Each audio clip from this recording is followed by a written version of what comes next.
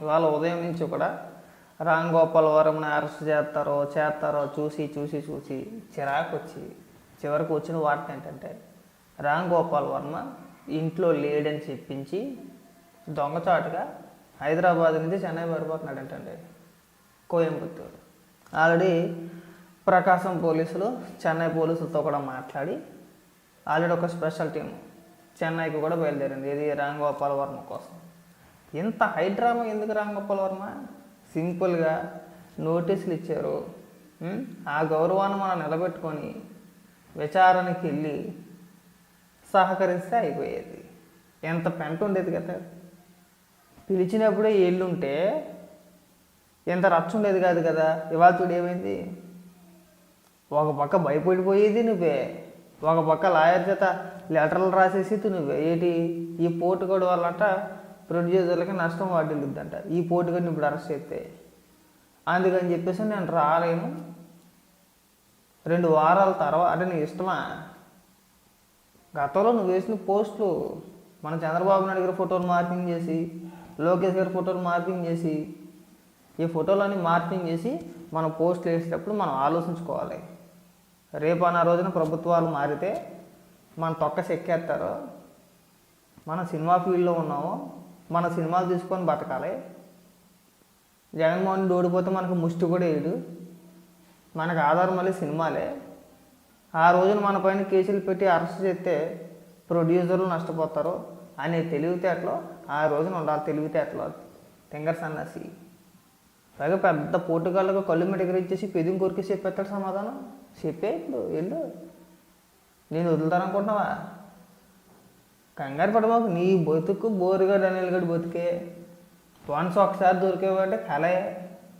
నువ్వు బయటికి రావడం అన్నది కళ. ఇది రాసి పెట్టుకో. నువ్వు ఎంత అలా పారిపోతావు పారిపో.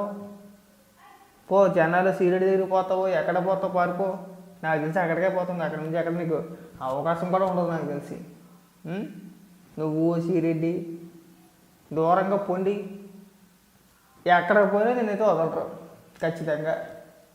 ఇంటికాడు ఉండి లేడని చెప్పించేసి పారిపోతున్నాడండి. అధికారంలో ఉన్నప్పుడు మామూలుగా ఎర్రవీగిపోలా.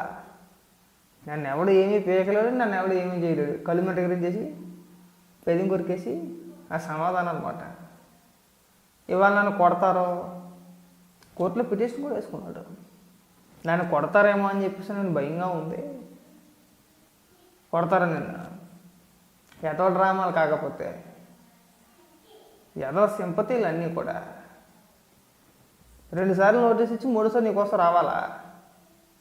నీకు ఆ మాత్రం తెలియదు. 2 సార్లు నోటీస్ ఇచ్చారు, 3సారి మనం వెళ్ళకపోతే, 2సారి వెళ్ళకపోతే ఖచ్చితంగా మనం అరెస్ట్ చేస్తారని నీకు తెలీదు? తెలీదా? తెలుసా తెలీదా? అంటే నీ ఇష్టమా? నీ ఇష్టానుసారంగా మాట్లాడేసి, నీ ఇష్టానుసారంగా ఫోటోలు మార్పు చేసేసి, నీ ఇష్టానికి పోస్టులు వేసేస్తే పోలీసులు నువ్వు చెప్పిందల్లా ఇంటా కూర్చుంటారా? లేదండి ఇవాళ కాదు నేను 10 రోజుల తర్వాత అంటే చట్టం నీకు ఏమైనా చూడటం అందరికీ ఒకటే. ఎదవ డ్రామాలన్నీ తెలివితేటలు ముందే ఉండాలి. కంగారు పడమాకు. అప్పట్లో పేలిపోయాం కదా. అప్పట్లో నాకు ఆయన కళ్ళలోకి వచ్చాడు, ఇప్పుడు కూడా వాళ్ళ కళ్ళలోకి వచ్చారు మాకు. నేను చెక్కేమని చెప్పారు, చెక్కేస్తారు ఖచ్చితంగా.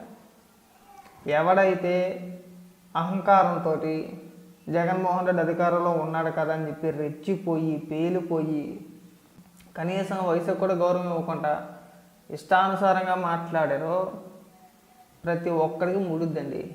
రామ్ గోపాల్ వర్మకనే కాదు, ప్రతి ఒక్కడికి ఎవరిని వదిలే ప్రసక్తే లేదు. మళ్ళీ అలాంటి పోస్టులు ఎవరిపైన వెయ్యాలైనా సరే భయపడాలి.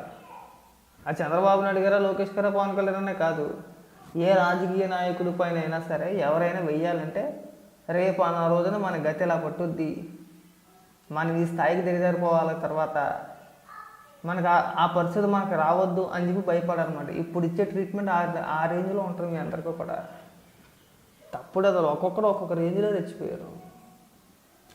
వారానికి ఒక పోస్టు, 2 రోజులకు ఒక పోస్టు. మన వెంటనే సినిమాలు తీసేయడం, సినిమాలు వికరించేయడం, చంద్రబాబు నాయుడు గారి పాత్రను పెట్టాడు, లేదంటే లోకేష్ గారిని వ్యంగ్యంగా వెకిలితనంగా మళ్ళీ ఎక్కిరించేయడం వల్ల సినిమాల్లోని వీడు చేసి బొగడ డైరెక్షన్ మళ్ళీ పైగా దానికి నిర్మాతలు మళ్ళీ వైఎస్ఆర్సీపీ పార్టీకి సంబంధించిన వ్యక్తులు. ఇవాళ నేను ఎవరైనా కాపాడతాడా? ఇవాళ జగన్మోహన్ రెడ్డి కానీ వైసీపీ నాయకులు కానీ మీ చేత సినిమాలు చేయించారు కదా, ప్రొడ్యూసర్లు ఎవరైతే ఉన్నారో వైసీపీ పార్టీకి చెందిన నాయకులు ఎవరైతే ఉన్నారో వాళ్ళు కానీ ఇవాళ నేను ఎవరైనా కాపాడతాడా? అరెస్ట్ చేస్తారు కదా చేసిన తర్వాత చేద్దాం వీడియో అనుకున్నా. నువ్వు ఎప్పుడైతే పిరుకోళ్ళకి పారిపోయావు నీకు తెలిసిందో, చిచి వీడి ఎంత పెరిగినా కుక్క, వీడి గురించే ఇప్పటిదాకా మనం వెయిట్ చేసింది అనిపించింది నాకైతే.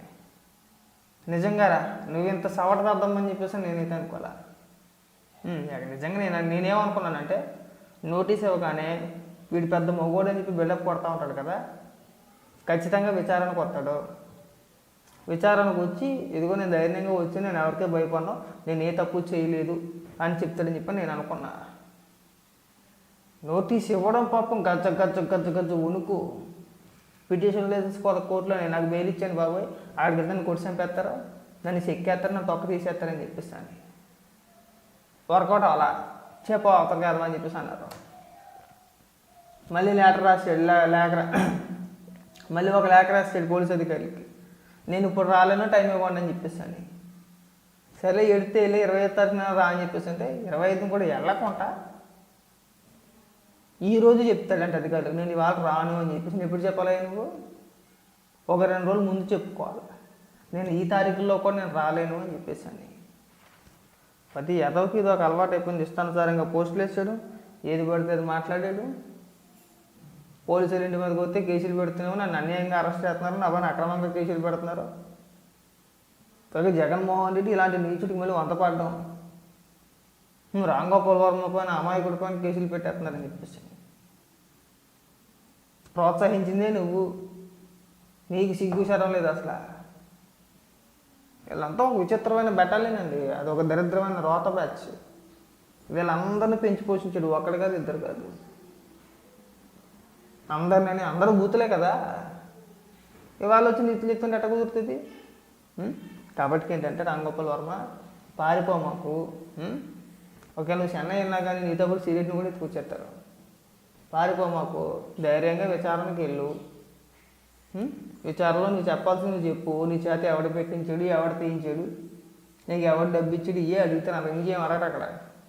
ఇవో నువ్వు పలానా తారీఖు నీ పోస్ట్ పెట్టావు, దేనికి పెట్టావు, ఎవడు పెట్టమన్నాడు, ఏం ఆశలు పెట్టి అంతే. ప్రభుత్వాన్ని ప్రశ్నించాను, అరెస్టులు చేశారు, ఇలాంటి సొల్లు డైలాగులు కొట్టడం మానేసి వెళ్ళి పని చూసుకెళ్ళి పోరం పోకేదవాళ్ళ.